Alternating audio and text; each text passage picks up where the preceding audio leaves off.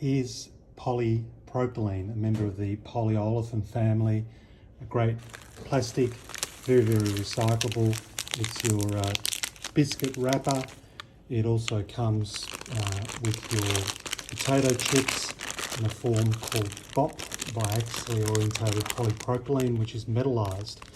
And that is a tiny, tiny, tiny layer of aluminium, which is electrodeposited on the plastic. We're talking about microns, fractions of human hair, but it does a wonderful job in preserving the food inside.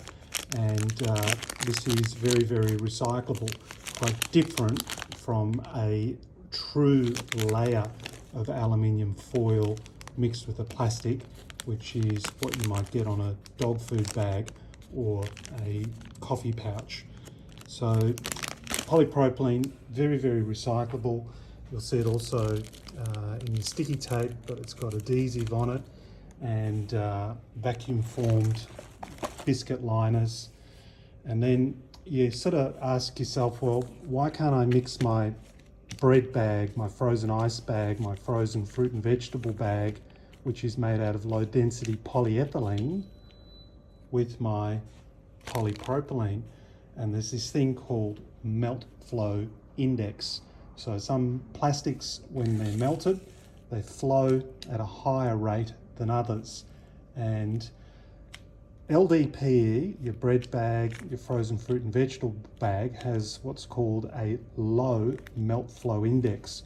It kind of is like bubblegum when it's melted, because like bubblegum, you want to blow a bubble with it. This plastic is put into a film blowing tower and it's blown as a tube, and you don't want that tube to pop when it's molten. You have to cool it down. If your bubble pops, that's very, very frustrating.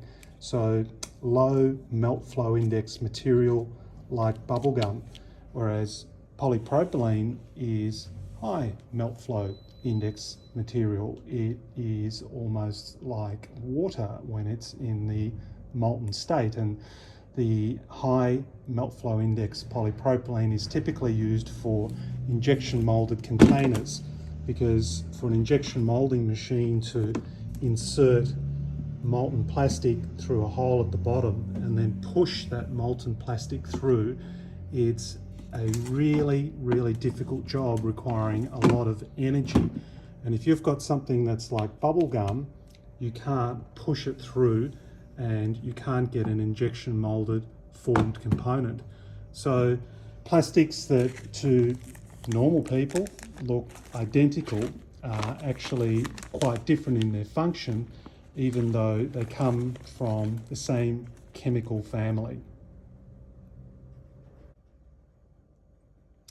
If we're making or consuming millions of tons of this material, and we are, and we don't want to send it to landfill or have it in the environment, then we really need to have a conversation about scale solutions.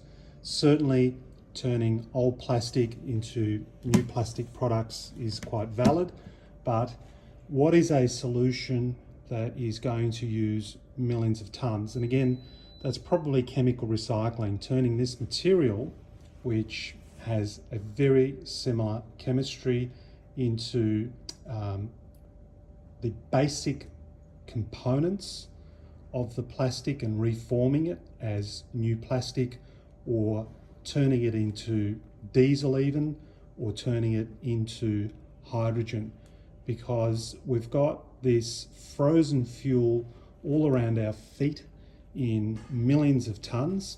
And if you really think about it, Australia's domestic fuel security is based on having crude oil that is stored in Texas, which isn't really as secure as having 1 million tons of this frozen fuel at your feet.